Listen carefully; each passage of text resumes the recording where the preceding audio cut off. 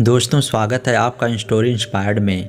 दोस्तों, हम अपने जीवन में हमेशा अपने मन को लेकर परेशान रहते हैं।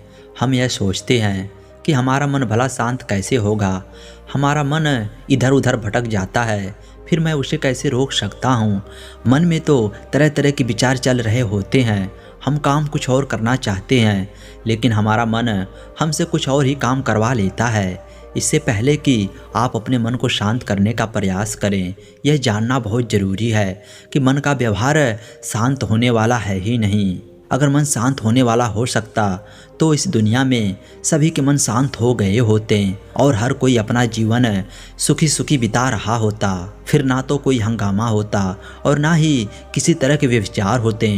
तभी वह बौद्ध भिक्षु युवा से कहते हैं कि सभी का जीवन खुशी खुशी बीत रहा होता, फिर ना तो आप और ना ही मैं पैसे के पीछे भाग रहे होते। समस्या तो यह है कि हम ज़्यादा से ज़्यादा चीज़ें इकट्ठा करना चाहते हैं, क्योंकि हमें लगता है कि हमारे पास जितनी चीज़ें होंगी हम उतना ही सुखी रहेंगे। लेकिन वास्तविकता तो यही है कि बाहर की किसी भी चीज़ में कोई सुख नहीं है और ना ही उनमें कोई दुख है। और यही कारण है कि जब हम किसी चीज़ के पीछे भाग रहे होते हैं, जब हम कोई चीज़ पाना चाहते हैं, तो उसे पाकर हमें पल भर के लिए खुशी तो मिलती है, लेकिन बाद में हम उस खुशी का एहसास नहीं कर पाते। वह खुशी दुख में परिवर्तित हो जाती है और इसी प्रकार से हम एक चीज़ से दूसरी चीज़ से तीसरी चीज़ के पीछे लगातार भागते रहते हैं, क्योंकि हमें ऐसा ही लगता है कि यदि हम वह चीज़ पा लेंगे तो हम सुखी हो जाएंगे। लेकिन वास्तविकता में वह सुख हमारे दुख का कारण बनती है, जिस कारण हमारा मन बेचैन रहने लगता है। हम उन चीज़ों को पाने के लिए तरह तरह के उपाय करते हैं, जिस कारण हमारा मन और भी बेचैन होने लगता है और यह बेचैनी धीरे धीरे चिंता का रूप ले लेती है और हमारा मन पूरी तरह से अशांत हो जाता है। हमें कुछ भी अच्छा नहीं लगता।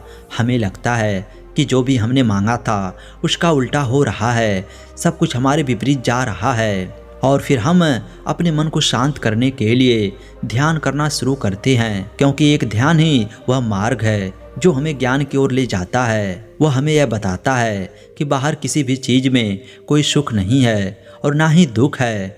दुख और सुख तो हमारे मन का भ्रम है। यह हमारे मन की एक उपज है, जिसके लालच में हमारा मन हमें यहाँ वहाँ भटकाता रहता है। जैसे कि महीनों से भूखे एक भिखारी को अगर एक सूखी रोटी भी मिल जाए तो वह उसके लिए सुख है, वह उसके लिए अमृत है।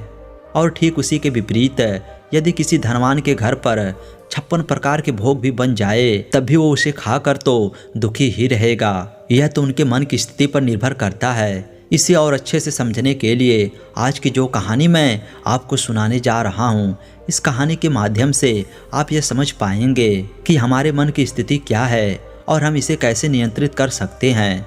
तो चलिए बिना किसी देरी के कहानी शुरू करते हैं। एक समय की बात है, एक गांव में एक युवक रहता था, जिसका मन बहुत ही अशांत रहता था। वह हमेशा तनाव में रहता। वह अपने मन को शांत करना चाहता था, लेकिन उसे कोई भी उपाय नज़र नहीं आ रहे थे। उसके जीवन में कई प्रकार के दुख थे, जिसके कारण वह हमेशा तकलीफ में रहता, तनाव में रहता। एक दिन उसे पता चला कि उसके गांव में एक बौद्ध भिक्षु आए हुए हैं, जो सभी को दुख और सुख पर उपदेश दे रहे हैं। वह युवक तुरंत ही घर से निकला और उनके आश्रम जा पहुंचा। वहां पर पहुंचने के बाद उस युवक ने देखा कि वह बौद्ध भिक्षु सभी गांव वालों को उपदेश दे रहे हैं। बौद्ध भिक्षु कह रहे थे कि सभी के जीवन में कोई ना कोई सुख और दुख तो आता ही रहता है, जिस कारण हमारा मन बहुत अशांत रहता है और एक अशांत मन इस दुनिया का कोई भी सुख नहीं ले सकता। फिर चाहे उसे पूरी दुनिया की धन दौलत ही क्यों ना मिल जाए, वह उसे पाकर भी दुखी रहेगा। परंतु जिस व्यक्ति का मन शांत होता है, उसके पास चाहे कुछ भी हो या ना हो, वह हर एक छोटा पल का आनंद ले सकता है। वह हर पल को खुशी खुशी जी सकता है। इस दुनिया का और इस जीवन का परम सुख भी प्राप्त कर सकता है। इतना कहकर उन बौद्ध भिक्षु ने अपना प्रवचन समाप्त कर दिया और वापस आश्रम की ओर लौट गए। युवक भी उनके पीछे पीछे आश्रम पहुंच गया और युवक ने उन बौद्ध भिक्षु से कहा, हे गुरुवर, अभी कुछ देर पहले आप उपदेश दे रहे थे कि एक शांत मन हर पल का आनंद ले पाता है, हर पल को खुशी खुशी जी पाता है। लेकिन इस दुनिया में सभी के पास मन है और सभी का मन अशांत है। तो ऐसे में भला अपने जीवन को कोई सुखी सुखी कैसे जी सकता है? इस दुनिया में शांत मन किसी के पास नहीं है। मेरे पास भी एक ही मन है और वह भी शांत नहीं है। हे गुरुवर, क्या आप बता सकते हैं कि मैं अपने इस मन को कैसे शांत करूं? तभी बौद्ध भिक्षु ने उस युवक को ध्यान के बारे में समझाया, ध्यान के फायदे बताए और उससे कहा, बेटा, ध्यान करने से हमारा मन शांत हो जाता है। हम विचारों के दलदल से बाहर आने लगते हैं और इस तरह हमारे जीवन में सुख उत्पन्न होने लगता है। यदि तुम भी अपने जीवन में सुखी होना चाहते हो, अपने मन के इस विचारों के दलदल से बाहर निकलना चाहते हो, तो तुम्हें ध्यान करना चाहिए। तुम्हें ध्यान का अभ्यास करना चाहिए, क्योंकि यही वह मार्ग है जो तुम्हारे मन को शांत कर सकता है और तुम्हें सही राह पर ला सकता है। उस युवक ने उन बौद्ध भिक्षु की बात मान ली। उस युवक ने उन बौद्ध भिक्षु को प्रणाम किया और वापस घर चला गया। घर पहुंचने के बाद उसने ध्यान करना शुरू किया। वह रात भर ध्यान करता रहा, लेकिन उसे कोई लाभ नहीं हुआ। इस कारण वह अगली सुबह फिर से उन बौद्ध भिक्षु के पास पहुंचा और उन बौद्ध भिक्षु से कहता है, गुरुवर, आपके कहे अनुसार मैंने रात भर ध्यान किया है, लेकिन उससे मुझे कोई लाभ नहीं हुआ। मेरा मन तो अब भी अशांत है। आप कह रहे थे कि ध्यान करने से हमारा मन शांत हो जाता है। इस पर वह बौद्ध भिक्षु कहते हैं, ध्यान कोई एक बार करने की चीज नहीं है, यह तो अभ्यास है और इसे करने से धीरे धीरे समय के साथ मन शांत हो जाएगा। इस पर वह युवक कहता है, हे गुरुवर, मेरे पास इतना समय नहीं है। मुझे कोई ऐसा मार्ग बताइए जिससे जल्दी जल्दी मेरा मन शांत हो जाए और मैं खुशी खुशी अपना जीवन जीने लग जाऊं। ऐसे तो मेरा बहुत समय बर्बाद हो जाएगा। मुझे कुछ ऐसा बताइए गुरुदेव, जिससे मेरा मन आज के आज और अभी शांत हो जाए, जिससे मैं सुख की अनुभूति कर पाऊं, मुझे सुकून मिल सके। उस युवक की यह बात सुनकर बौद्ध भिक्षु मुस्कुराने लगे। उन्होंने उस युवक से कहा, बेटा, मेरे पास तुम्हारे लिए कुछ ऐसा है जिससे तुम्हारा मन अभी के अभी शांत हो जाएगा। इतना कहकर वो बौद्ध भिक्षु अपने आश्रम में गए और अंदर से एक घड़ा लेकर आए और उस युवक को थमाते हुए कहते हैं, जाओ और पास की बह रही नदी से इस घड़े में पानी भर कर लाओ।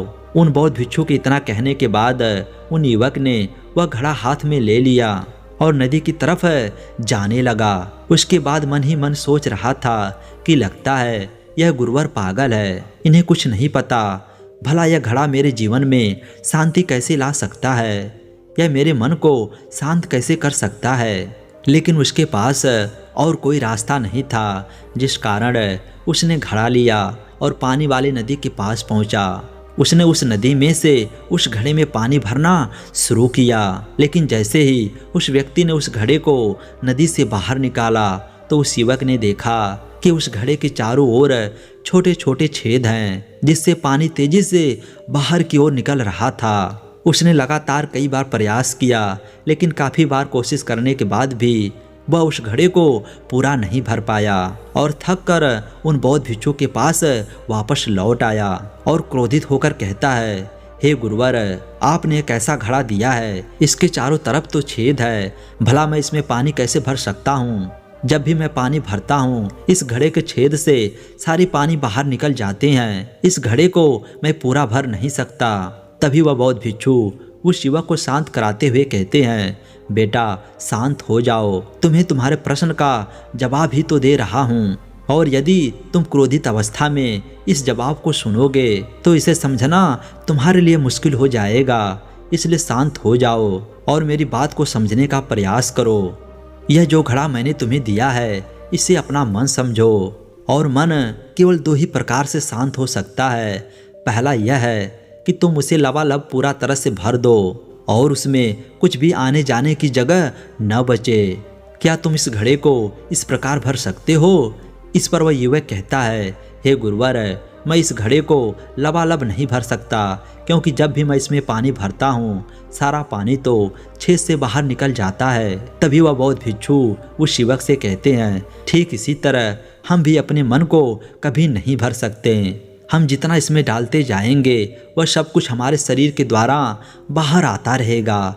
फिर चाहे वह क्रोध हो, प्रेम हो या फिर दया, हम जो भी अपने अंदर आने देते हैं वही हमारे अंदर से बाहर भी आता है। और इसीलिए मैंने तुम्हें छेद वाला मटका दिया, क्योंकि यह हमारे मन के जैसा ही है। और जब हम इस मन को भरना चाहते हैं तब तुम अपना समय बेकार कर रहे होते हो। क्या तुमने एक पल के लिए भी यह नहीं सोचा कि इसी प्रकार तो तुम अपने मन को भरने में भी लगे हुए हो? क्या इसमें तुम्हारा समय बर्बाद नहीं हो रहा है? क्या इससे तुम्हारा जीवन बर्बाद नहीं हो रहा है? क्योंकि जिस भी चीज से तुम अपने मन को भरोगे वह तो बाहर ही निकल जाएगा। उस युवक को अपनी गलती का एहसास हुआ। वह तुरंत उन बौद्ध भिक्षु के चरणों में गिर गया और बौद्ध भिक्षु से कहता है, हे गुरुवर, आपने सच कहा। मैंने कभी भी इसके बारे में नहीं सोचा कि मैं अपना जीवन अपने आप ही बर्बाद कर रहा था, लेकिन आज आपने मेरी आंखें खोल दी। परंतु गुरुवर, अगर यह मन को पूरी तरह भरने का पहला तरीका मन को शांत नहीं कर सकता, तो मन को शांत करने का दूसरा तरीका कौन सा है? इस पर गुरुवर मुस्कुराते हुए उस आदमी से कहते हैं, दूसरा तरीका है कि अपने मन को पूरी तरह खाली कर दो। इस पर वह व्यक्ति कहता है, गुरुवर, आप ही मुझे बताइए कि मैं अपने मन को खाली कैसे कर सकता हूँ। तभी बौद्ध भिक्षु कहते हैं, बेटा, यह तो बहुत ही सरल है। बाहर का कूड़ा अपने भीतर मत जाने दो, इस प्रकार तुम्हारा मन अपने आप ही खाली हो जाएगा। वह व्यक्ति कुछ देर सोच विचार करने के बाद बौद्ध भिक्षु से कहता है, हे गुरुदेव, यह कैसे संभव है? जो हम देखते हैं, सुनते हैं, वह तो हमारे मन में ही तो जाता है। इस पर बौद्ध भिक्षु मुस्कुराने लगे और उस युवक से कहते हैं, बेटा, मैं तुम्हें यही तो समझाने का प्रयास कर रहा हूँ कि मन को केवल ध्यान से ही जीता जा सकता है और एक दिन ध्यान करने से कुछ नहीं होने वाला है।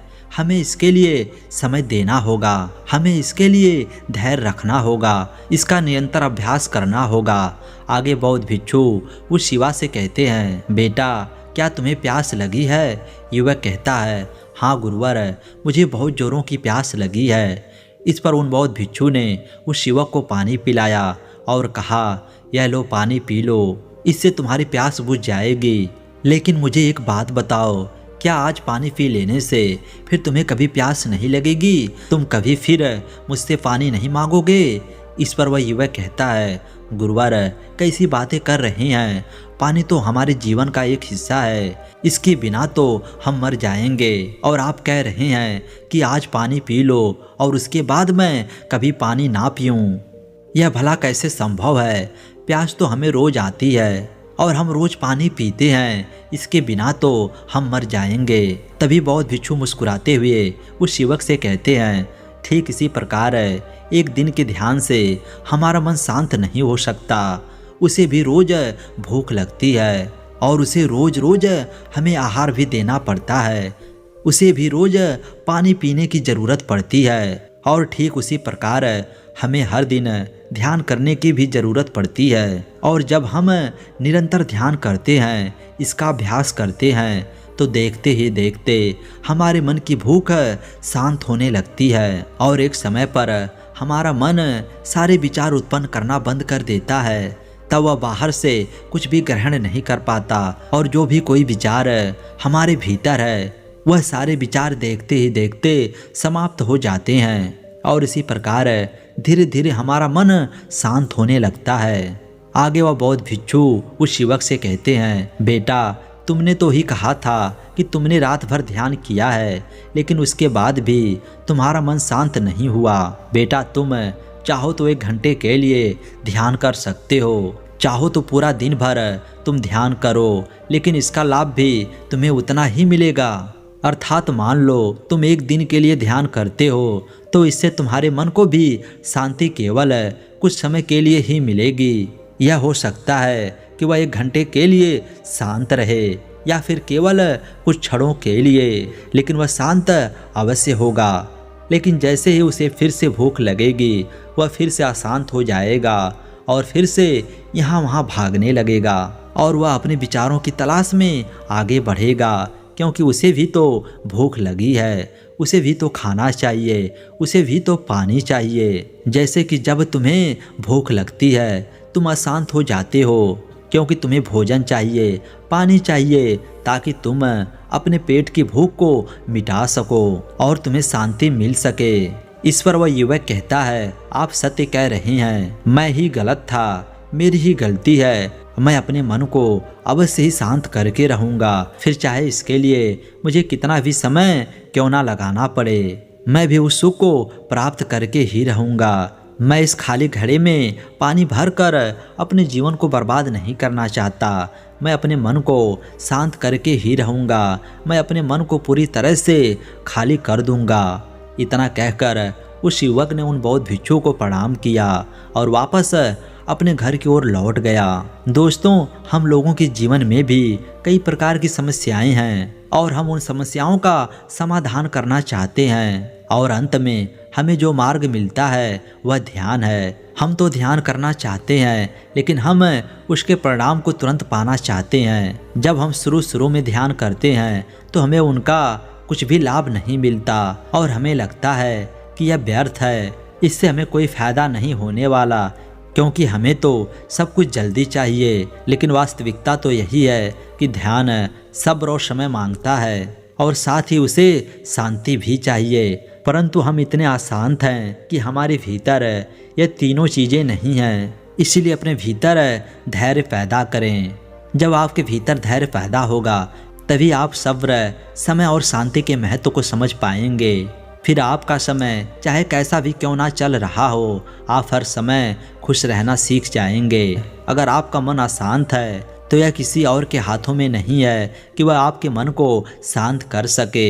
यह तो आपके हाथों में है कि आप अपने मन को किस प्रकार और कितनी देर तक के लिए शांत कर सकते हैं। तो दोस्तों, आपने आज की इस वीडियो से क्या सीखा वह हमें कमेंट करके ज़रूर बताएं। और अगर वीडियो अच्छी लगी हो तो चैनल को एक लाइक, सब्सक्राइब और कमेंट करना न भूलें। धन्यवाद।